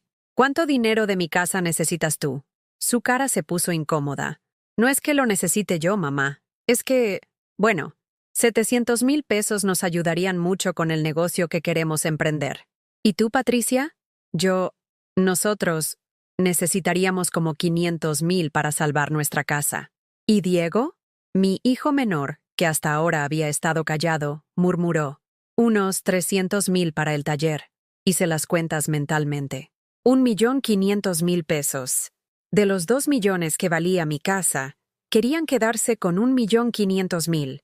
Me dejarían 500,000 pesos para pagar un asilo de ancianos que costaría al menos 20,000 pesos mensuales. 500,000 pesos me durarían 2 años. Después de eso, ¿qué? ¿Mendigar ayuda? ¿Convertirme en la abuela indigente que vive de la caridad de hijos que ya habían demostrado que solo me valoraban por mi dinero? Entiendo, dije con calma, que me sorprendió a mí misma. Entonces ustedes quieren 1,500,000 pesos de mi casa. Roberto pareció aliviado de que fuera tan razonable. Exacto, mamá. Y te aseguramos que vamos a usar ese dinero de manera responsable. ¿Como cuando usaron responsablemente los 500,000 pesos que ya les presté? El silencio se volvió tenso. Marcela carraspeó. «Carmen, eso es diferente. Esto es una inversión familiar. Una inversión donde yo pongo todo y ustedes se benefician de todo. Patricia se paró de su asiento. Mamá, no seas malagradecida. Todo lo que estamos haciendo es por ti. ¿En serio, Patricia? ¿Quedarse con la mayor parte del dinero de mi casa es por mí? Diego finalmente habló. Mamá, nosotros también somos tu familia. También tenemos derecho a ese patrimonio. Derecho. Como si hubieran trabajado para pagarlo. Como si hubieran hecho los sacrificios que Raúl y yo hicimos durante décadas para poder comprarlo. Sebastián, mi nieto mayor, había estado callado durante toda la conversación, pero de repente se paró. Esto está muy mal, dijo con voz temblorosa pero firme. Roberto lo miró con severidad. Sebastián, ya te dije que esto no es asunto tuyo. Sí, es asunto mío. Es mi abuela. Y ustedes la están tratando como si fuera tonta. Marcela se puso de pie. Sebastián, ve a esperarnos al coche. No. Abuela Carmen, no firmes nada. Esto no está bien. Roberto tomó a su hijo del brazo. Te dije que te fueras al coche. Papá, suéltame. No pueden hacer esto. Ver a mi nieto siendo arrastrado por defender mis derechos fue el momento en que algo dentro de mí se rompió para siempre. Pero no se rompió hacia abajo, hacia la sumisión y el dolor. Se rompió hacia arriba, hacia una furia justa que había estado dormida durante demasiados años. «Suelta a mi nieto», grité con una voz que no reconocía como mía. Roberto soltó a Sebastián, sorprendido por el tono de autoridad en mi voz. «Sebastián, ven aquí», le dije, extendiendo mis brazos. Mi nieto corrió hacia mí y me abrazó con esa fuerza desesperada de alguien que está tratando de proteger algo que ama. «Abuela, no les des tu casa, por favor». «No se la voy a dar, mijo». Roberto se acercó. «Mamá, acabas de decir que ibas a venderla». Dije que había tomado una decisión. No dije cuál. Patricia y Diego se miraron con alarma creciente. «¿Entonces cuál es tu decisión?», preguntó Patricia. Me paré de mi mecedora, con Sebastián todavía aferrado a mi cintura, y los miré a los tres. «Mi decisión es que ustedes ya no son bienvenidos en esta casa hasta que me paguen cada peso que me deben». La explosión que siguió fue como un volcán eruptando en mi sala. Roberto gritaba sobre ingratos y malagradecidos. Patricia lloraba diciendo que yo los estaba destruyendo. Diego amenazaba con no volver a hablarme nunca. Marcela, más fría y calculadora que los demás, se acercó a mí. «Carmen, si no vendes la casa por las buenas, vamos a tener que buscar maneras legales de protegerte de ti misma». Ahí estaba la amenaza que había estado esperando. Declararme incompetente, quitarme mis derechos legales, convertirme en una pupila del Estado bajo su tutela. ¿Me estás amenazando, Marcela? Te estoy informando sobre las opciones que tenemos cuando un adulto mayor no puede tomar decisiones racionales. Miré a Roberto. ¿Tú vas a permitir que tu esposa me amenace en mi propia casa? Roberto evitó mi mirada. Nadie te está amenazando, mamá. Solo te estamos explicando la realidad. La realidad es que ustedes quieren mi dinero y están dispuestos a destruirme para conseguirlo. Diego se acercó. «Mamá, basta ya. Tú siempre has sido dramática». ¿Dramática? ¿Descubrir que mis hijos están conspirando para robarme es ser dramática? Patricia se limpió las lágrimas con dramatismo exagerado. «No te estamos robando. Solo queremos lo mejor para ti. Lo mejor para ustedes». «Es lo mismo». «No, Patricia, no es lo mismo». Me acerqué a la puerta principal y la abrí de par en par. «Váyanse, todos. Y no regresen hasta que traigan cada peso que me deben». «¡Mamá! ¡Estás cometiendo un error terrible!», gritó Roberto mientras caminaba hacia la puerta. «El error terrible lo cometí yo cuando los crié pensando que el amor era gratis». Se fueron entre gritos y portazos. Sebastián se zafó de la mano de su padre en el último momento y corrió hacia mí. «Abuela, ¿vas a estar bien?» «Voy a estar mejor que nunca, mijo». Cuando los coches desaparecieron en la distancia, me quedé parada en mi puerta, sintiendo el aire fresco de diciembre en la cara. Esteban salió de la cocina donde había estado grabando todo desde que llegó. «Carmen, acabas de conseguir evidencia suficiente para 3 demandas diferentes. ¿Y ahora qué sigue?» «Ahora les enseñamos que su madre no es la anciana indefensa que pensaban que era». Esa noche cenamos juntos en mi cocina. Esteban había traído pollo rostizado de un lugar que le gustaba, y yo preparé arroz rojo y ensalada de nopales. Comimos como viejos amigos, hablando de nuestras vidas, de nuestros errores, de las cosas que habíamos aprendido demasiado tarde.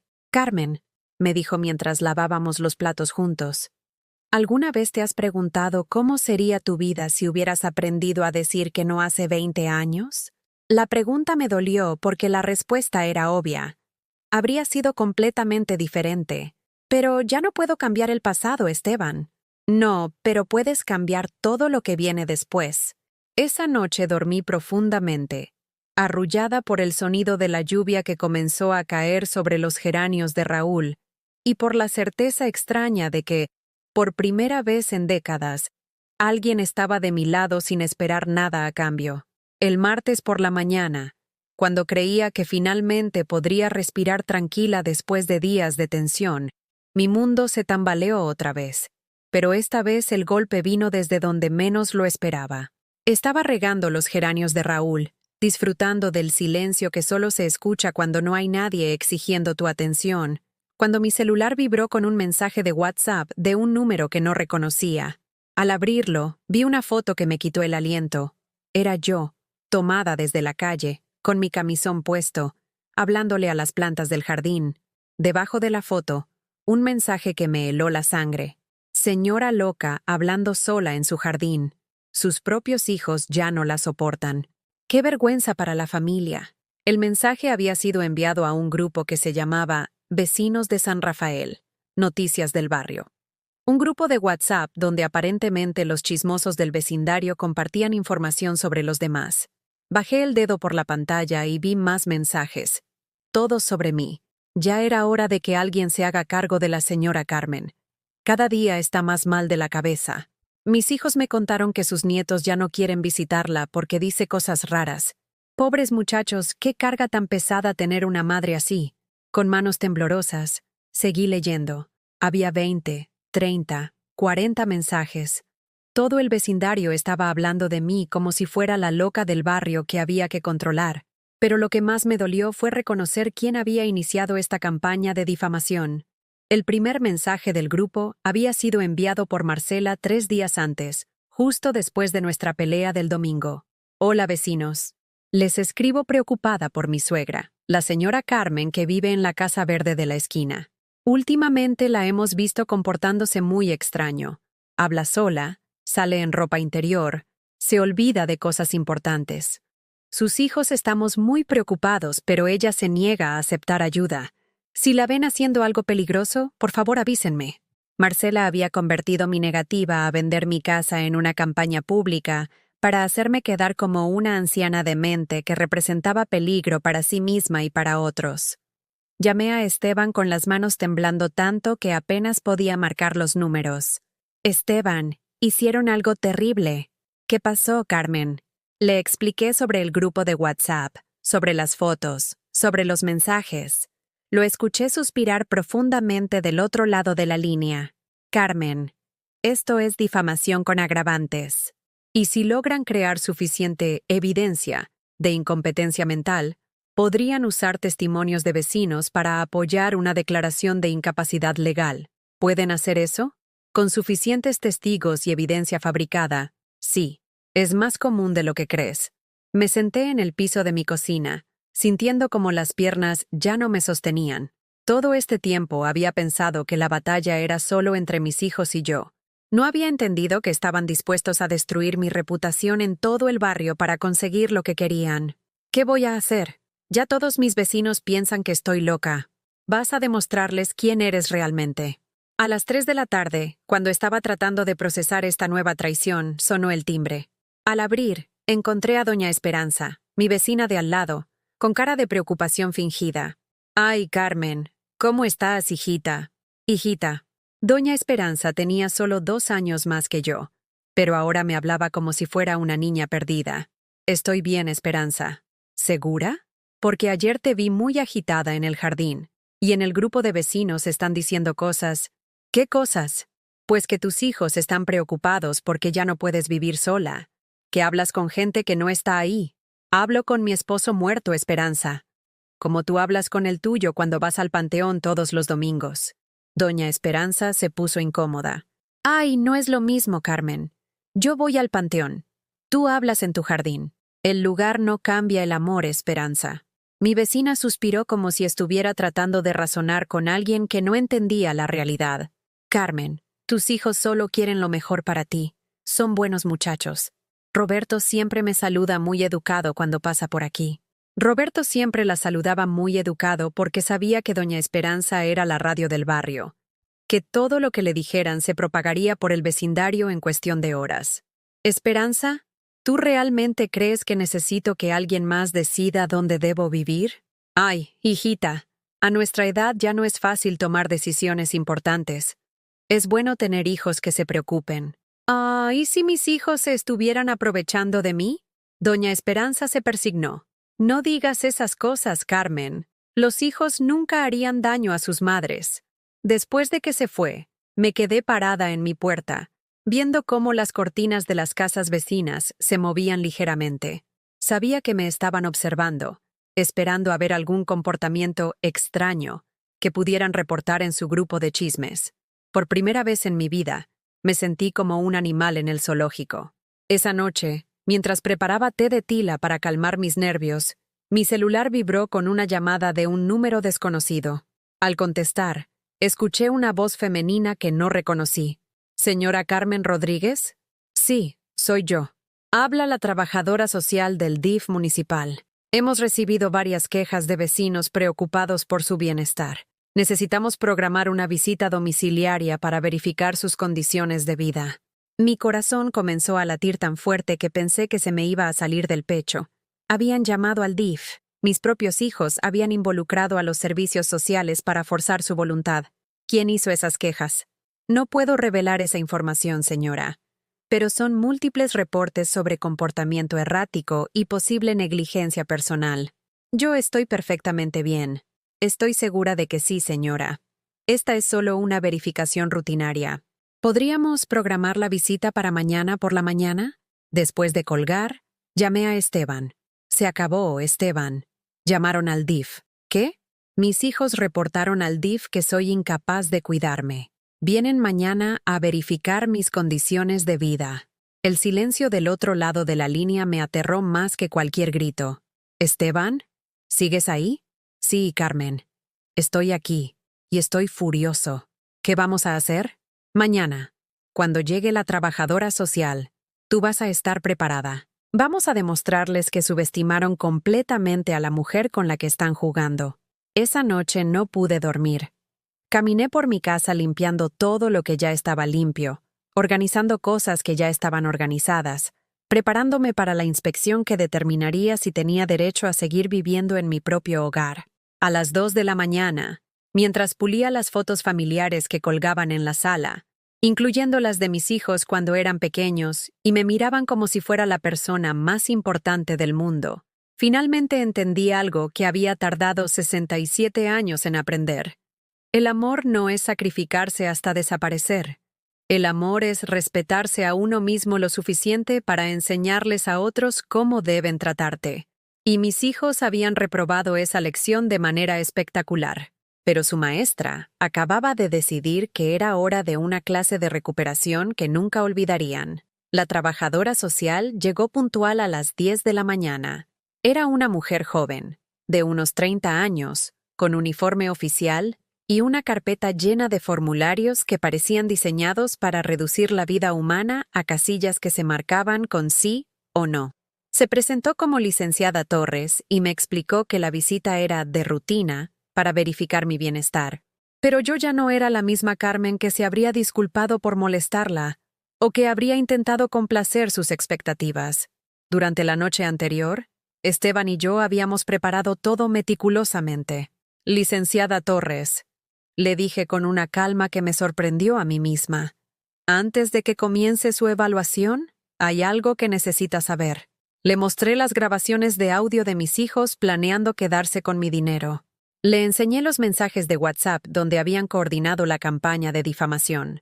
Le expliqué sobre los 500,000 pesos que me habían prestado sin intención de pagar. La expresión de la licenciada Torres cambió completamente. De funcionaria rutinaria se transformó en investigadora seria.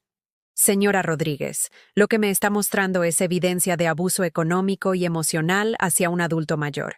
Esto cambia completamente el propósito de mi visita.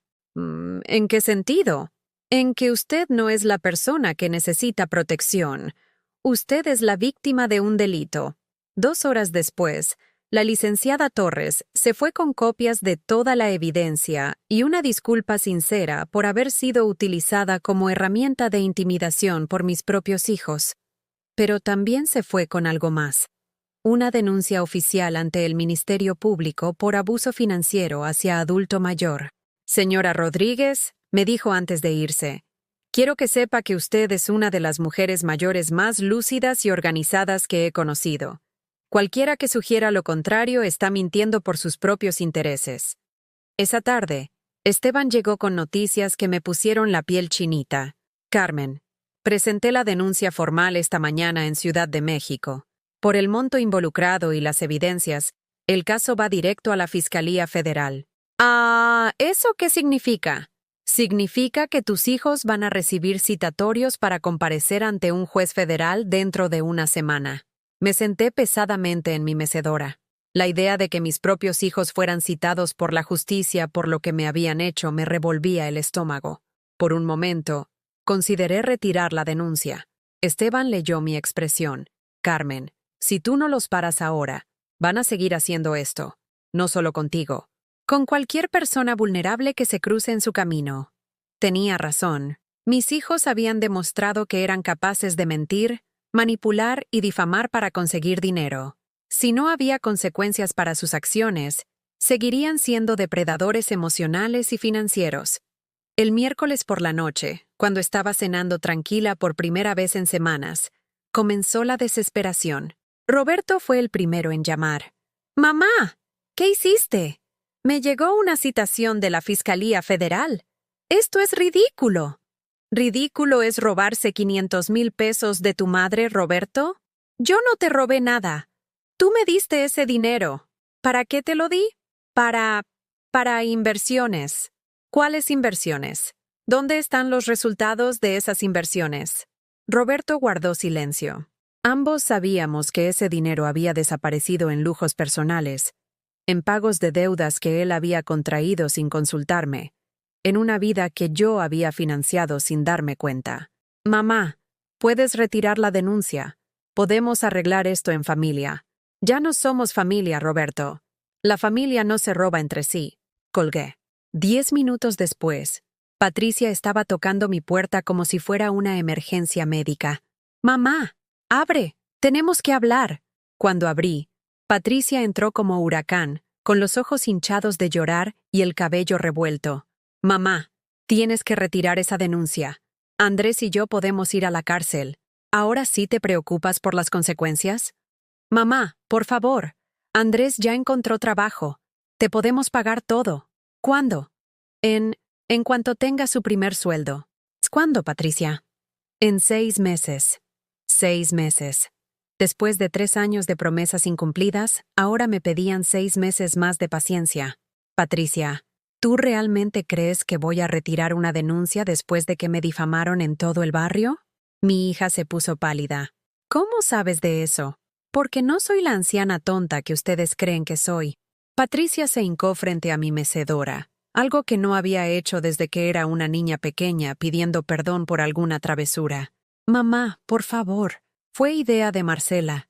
Yo no quería hacerlo, pero ella dijo que era la única manera de hacer que entendieras la gravedad de tu situación». «¿Mi situación? ¿Cuál situación, Patricia?» Tu negativa a ser razonable sobre la venta de la casa». Hasta hincada, pidiendo perdón, seguía justificando el abuso. Seguía insistiendo en que yo era el problema por no querer entregarles mi patrimonio. «Levántate, Patricia. ¿Vas a retirar la denuncia? Levántate y vete de mi casa. Mamá, que te vayas. Y no regreses hasta que traigas los 500,000 pesos que me debes, en efectivo». Patricia se paró lentamente, con una expresión en la cara que nunca había visto. Era como si finalmente se diera cuenta de que su madre ya no era la mujer que podían manipular a voluntad. «Si no retiras esa denuncia, dijo con voz fría. Nunca vas a volver a ver a tus nietos. La amenaza final. El último cartucho que les quedaba. Usar a mis nietos como rehenes emocionales. Patricia, le dije, caminando hacia la puerta para abrirla. Si tú eres capaz de usar a tus hijos para chantajear a su abuela, entonces no eres la madre que yo pensé que había criado. Mamá, estás cometiendo el error más grande de tu vida. No, Patricia. El error más grande de mi vida fue criarlos pensando que el amor significaba darles todo sin enseñarles a valorar nada. Se fue gritando que me arrepentiría, que me iba a quedar sola, que cuando fuera realmente vieja y enferma no iba a tener a nadie que me cuidara. Diego llegó 1 hora después, pero no entró a la casa. Se quedó parado en la banqueta, gritando desde la calle. «¡Mamá! ¡Sal! ¡Tenemos que hablar!». Me asomé por la ventana. «Si quieres hablar conmigo, Diego, trae los 300,000 pesos que me debes». «Mamá, estás destruyendo a tu propia familia». «Ustedes la destruyeron cuando decidieron que yo valía menos que mi dinero. Te vas a quedar sola. Prefiero estar sola que estar acompañada de ladrones». Diego se subió a su coche y se fue quemando llanta, como adolescente berrinchudo. Esa noche, por primera vez desde que murió Raúl, me preparé una cena elaborada solo para mí. Hice chiles en nogada, porque siempre habían sido mis favoritos, pero Raúl no los soportaba, y mis hijos los consideraban muy complicados para las cenas familiares. Puse música de Agustín Lara en el estéreo viejo que tenía en la cocina. Me serví una copa del vino que había estado guardando para una ocasión especial que nunca llegaba. Encendí velas y comí lentamente, saboreando cada bocado, escuchando la lluvia que comenzó a caer sobre mi techo. Por primera vez en décadas, nadie me interrumpió la cena para pedirme algo. Nadie necesitaba que lavara platos adicionales. Nadie requería mi atención inmediata para resolver crisis que no eran mías. Era solo yo, mi comida, mi música, mi casa, mi paz. Al día siguiente, Sebastián apareció en mi puerta. Venía solo, en camión, con los ojos rojos de haber llorado. «Abuela, ¿puedo pasar?» «Claro, mijo. Siempre». Mi nieto se sentó en mi sofá y me miró con una tristeza que me partió el corazón. «Abuela, mis papás me prohibieron venir a verte, pero me escapé. ¿Por qué? Porque quiero que sepas que yo nunca estuve de acuerdo con lo que te hicieron, y porque quiero pedirte perdón. Tú no tienes que pedir perdón por nada, Sebastián». «Sí tengo, porque sabía lo que estaban planeando y no te dije nada. Pensé que tal vez era lo mejor para ti. ¿Y ahora qué piensas?» Sebastián se limpió los ojos con la manga de su sudadera. «Ahora pienso que mis papás son unos culeros». La palabrota me hubiera escandalizado en cualquier otro momento, pero ahora me sonó como la descripción más precisa que había escuchado en semanas. «Sebastián, ¿tú realmente crees que estoy loca?» Mi nieto me miró con esos ojos verdes que había heredado de mi lado de la familia. «Abuela, tú eres la persona más cuerda que conozco, y la más valiente». «¿Valiente yo?» «Sí, porque finalmente les dijiste que no». Ese fin de semana, mientras mis hijos se preparaban para comparecer ante el juez federal, yo hice algo que no había hecho en años. Me fui de viaje. Esteban me invitó a conocer San Luis Potosí, la ciudad donde había construido su vida después de que nuestros caminos se separaran en la juventud. Manejamos 4 horas escuchando música de los 80 y hablando sobre los sueños que habíamos tenido cuando éramos jóvenes, y pensábamos que el mundo estaba lleno de posibilidades infinitas. ¿Sabes qué es lo más triste de todo esto?, le dije mientras veíamos el paisaje pasar por la ventana. ¿Qué? Que durante años pensé que era una mala madre porque mis hijos no eran felices. Ahora me doy cuenta de que eran infelices porque nunca aprendieron a valorar lo que tenían. San Luis Potosí me recibió como una ciudad de renacer. Esteban me llevó a caminar por el centro histórico. Me mostró la casa donde vivía, modesta pero llena de plantas y libros. Me presentó a sus amigos como Carmen, la mujer más extraordinaria que he conocido. Por primera vez en años, me vi a través de los ojos de alguien que me valoraba por quien era, no por lo que podía dar. Regresamos el domingo por la noche. Mi casa me recibió con el mismo silencio pacífico que había aprendido a amar durante los días previos. Pero ahora ese silencio tenía un sabor diferente. Sabía a libertad. El lunes temprano, Esteban me llamó con noticias que me hicieron sonreír por primera vez en semanas. Carmen, tus hijos se presentaron ante el juez. Los tres. Con abogados. ¿Y qué pasó? El juez revisó toda la evidencia que presentamos. Los audios, los mensajes, las transferencias bancarias, el grupo de WhatsApp, los reportes falsos al DIF, y les dio 6 meses para devolverte todo el dinero que te deben, más intereses, más una multa por difamación. Si no cumplen, van a enfrentar cargos criminales. Sentí como algo pesado se desprendía de mi pecho, algo que había estado cargando durante tanto tiempo que ya había olvidado cómo se sentía respirar sin ese peso. ¿En serio? En serio.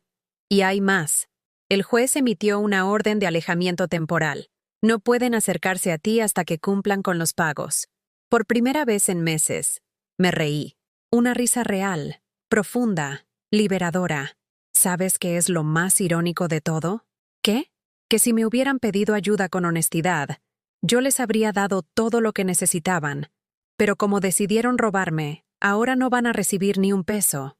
Esa tarde, decidí hacer algo que llevaba años posponiendo.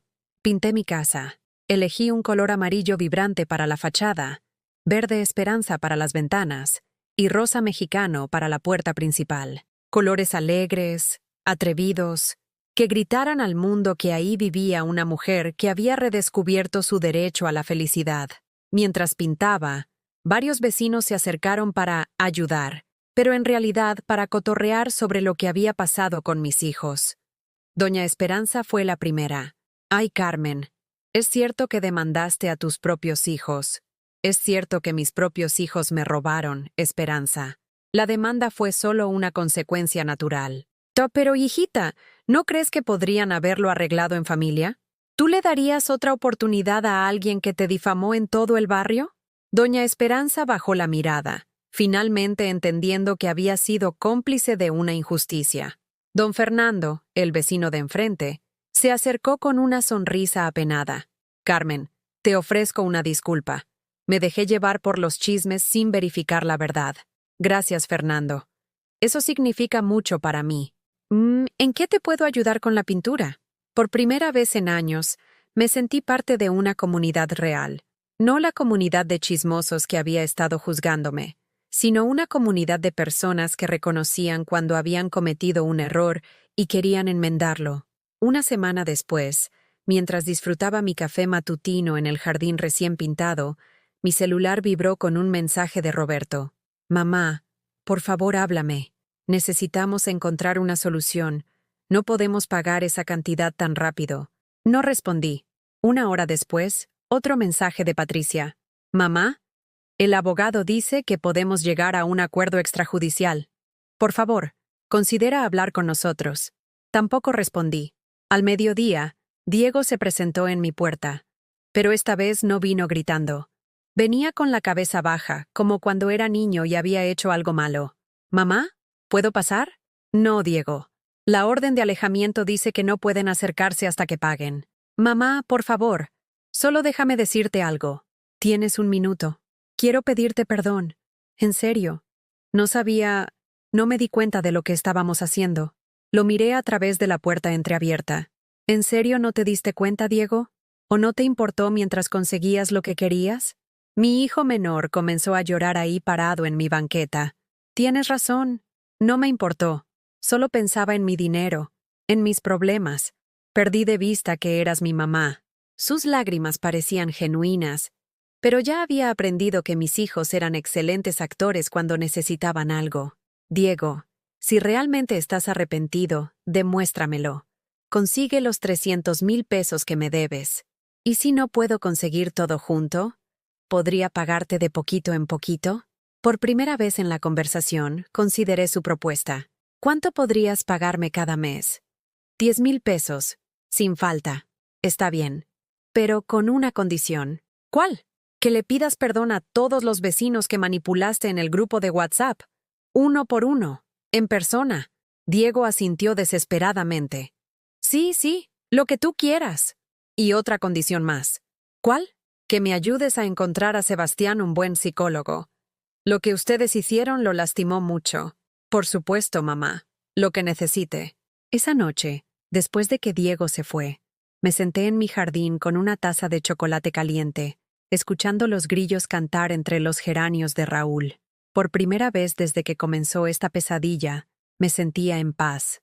No porque hubiera ganado una batalla legal, no porque mis hijos finalmente fueran a pagarme lo que me debían. Me sentía en paz porque había redescubierto algo que creía perdido para siempre: mi dignidad.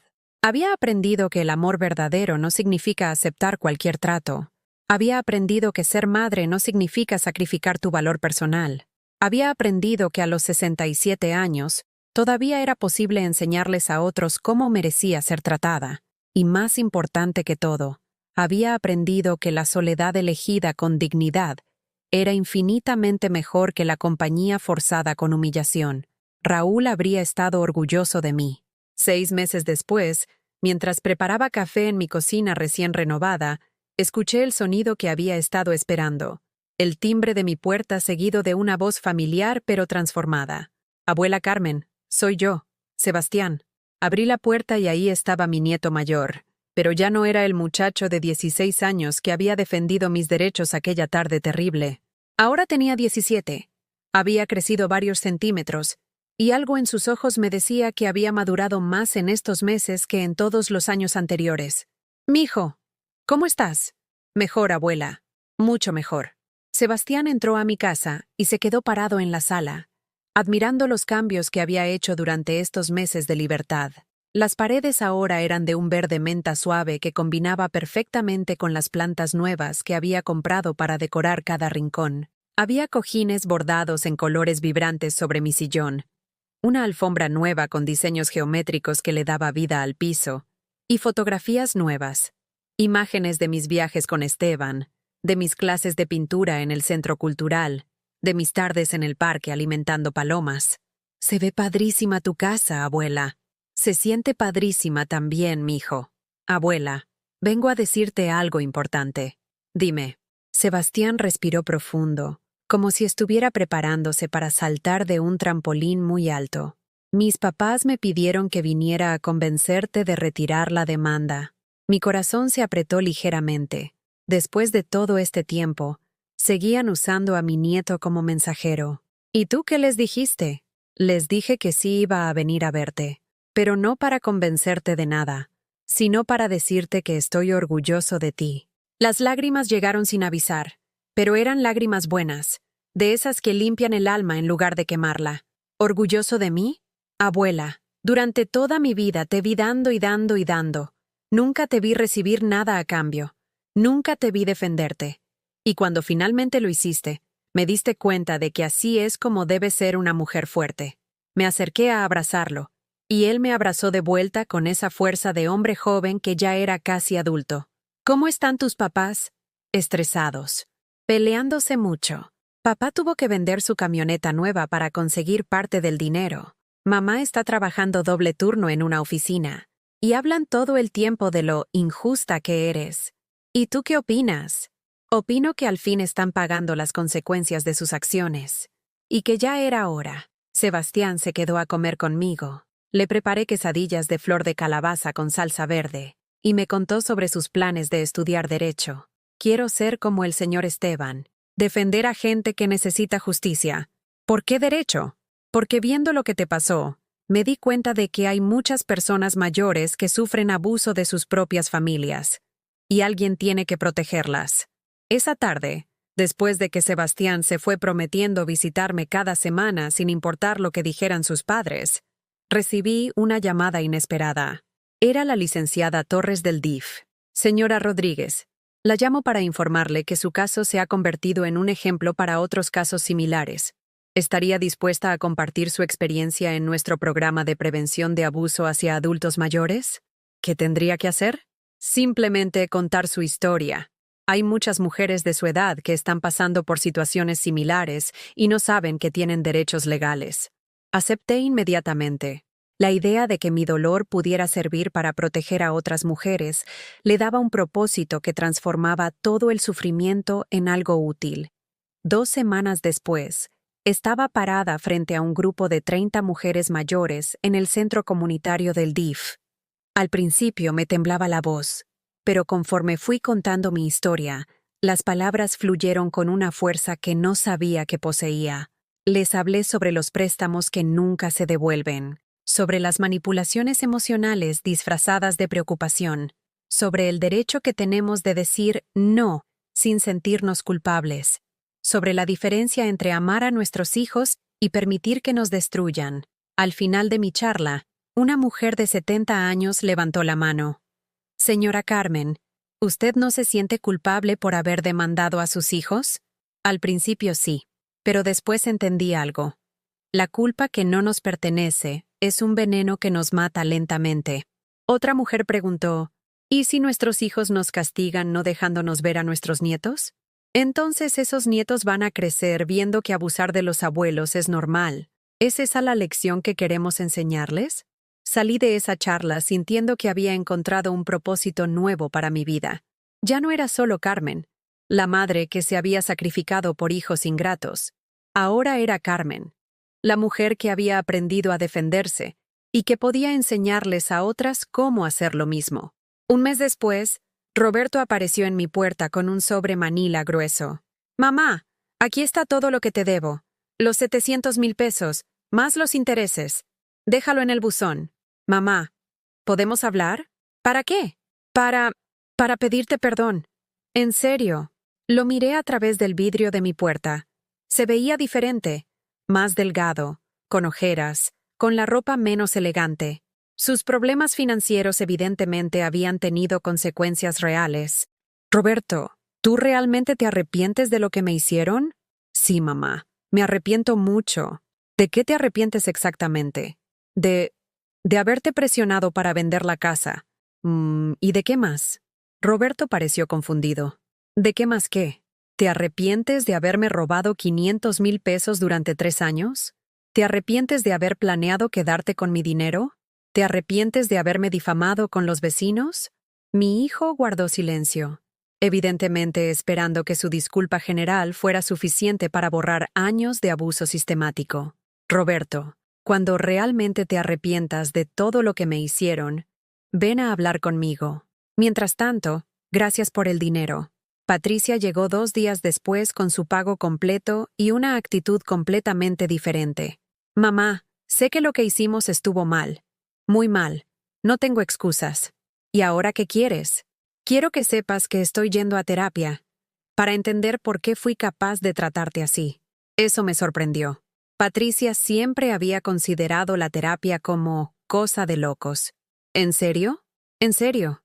El psicólogo me dijo que probablemente aprendí a verte como un recurso en lugar de como una persona, y que eso viene de años de no haber aprendido a resolver mis propios problemas.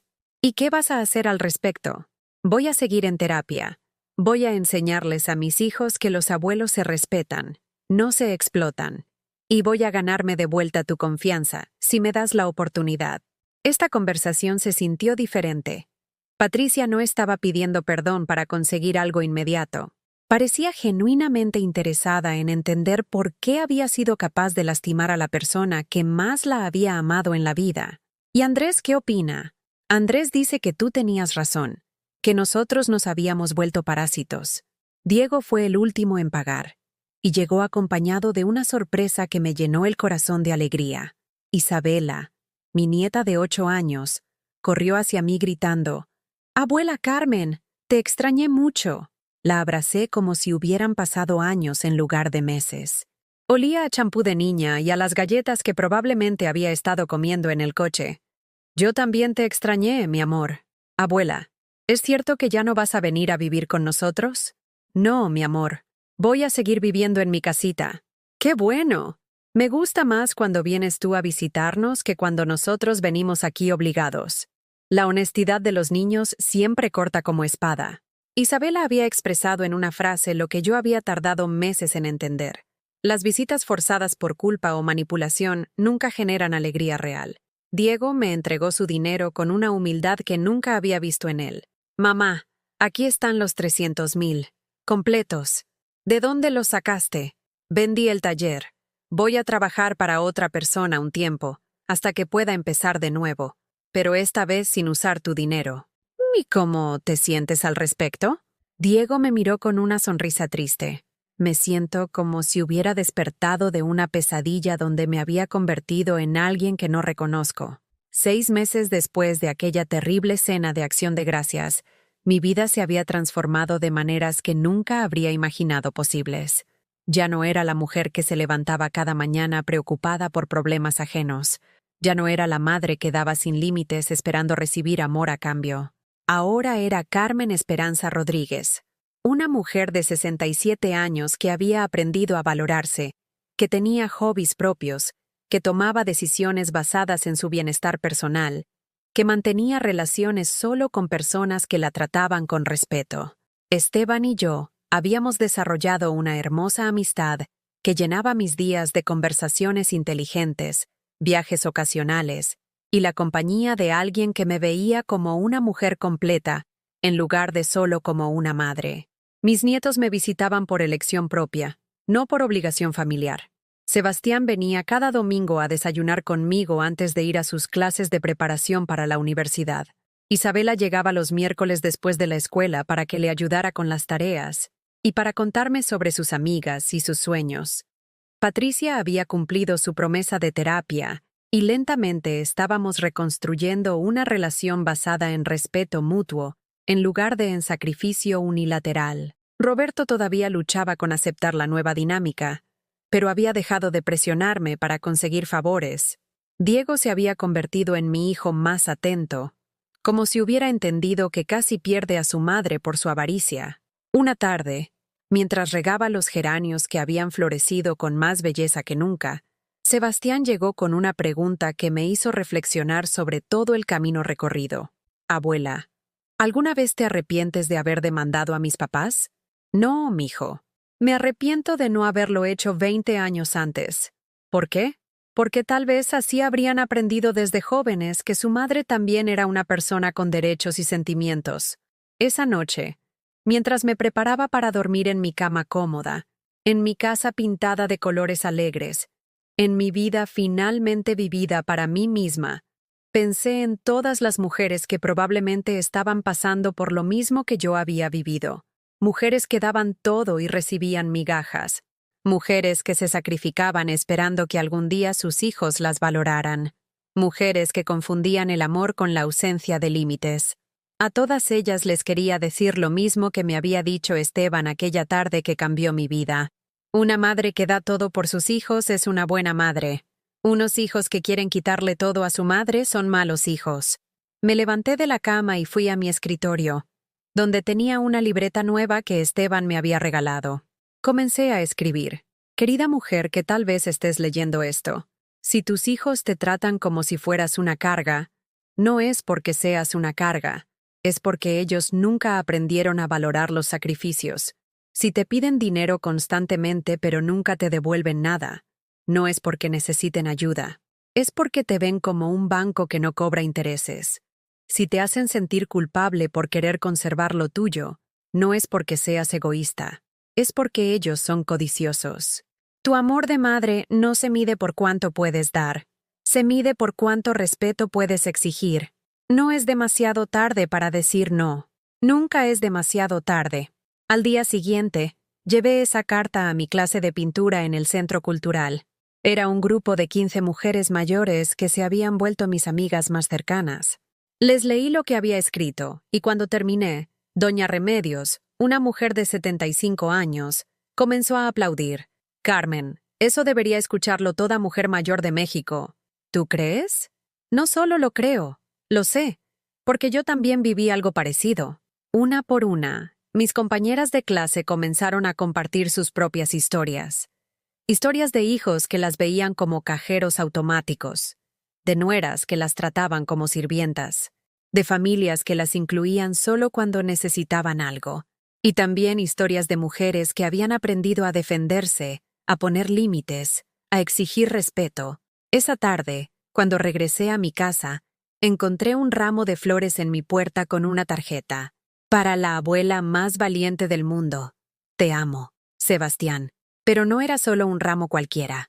Sebastián había elegido geranios rojos, exactamente iguales a los que su abuelo Raúl había plantado en mi jardín. El mensaje era claro. El amor verdadero se transmite de generación en generación, pero solo cuando se enseña con el ejemplo del respeto propio. Esa noche, mientras cenaba sola pero no solitaria en mi cocina llena de plantas y luz cálida, reflexioné sobre el año más difícil y más transformador de mi vida. Había perdido a 3 hijos, pero había encontrado mi dignidad. Había perdido el dinero que pensé que estaba invirtiendo en amor, pero había recuperado mi valor personal. Había perdido la ilusión de ser la matriarca perfecta que todo lo sacrifica, pero había ganado la realidad de ser una mujer completa que se respeta a sí misma. Y lo más importante, había aprendido que la vejez no significa volverse invisible o irrelevante. Significa tener la sabiduría y la libertad para vivir exactamente como una elige, sin pedir permiso y sin sentir culpa. Al levantarme de la mesa para lavar mi plato, mi único plato, porque ahora cocino para una persona que vale la pena, yo misma, mi celular vibró con un mensaje de Esteban. ¿Ya pensaste en mi propuesta? Su propuesta, la que me había hecho la semana anterior durante nuestra caminata por el centro histórico de San Luis Potosí. La propuesta de mudarme allá, de comenzar una vida nueva en una ciudad donde nadie me conocía como la víctima, sino como Carmen, la mujer que supo defenderse.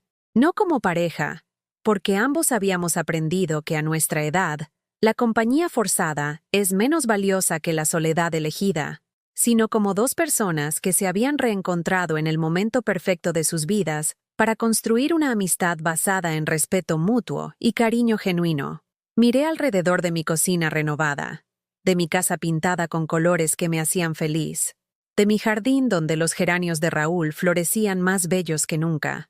Todo esto era mío, pagado con mi trabajo, mantenido con mi esfuerzo, decorado según mis gustos. Pero también entendí algo importante. Las casas son lugares, pero los hogares se construyen con las personas que te aman de verdad. Y tal vez era hora de construir un hogar nuevo, en un lugar nuevo, con gente nueva que me viera como la mujer completa que había redescubierto ser. Tomé mi celular y le respondí a Esteban. Sí, estoy lista para mi próxima aventura. Porque al final, aprender a decir no a lo que no te conviene es también aprender a decir sí a lo que sí te mereces. Y yo, Carmen Esperanza Rodríguez, a los 67 años, finalmente había aprendido que me merecía todo lo bueno que la vida pudiera ofrecerme, sin culpa, sin disculpas, sin miedo. ¿Has vivido algo parecido? ¿Conoces a alguien que haya sido tratado así por su propia familia? Cuéntamelo en los comentarios.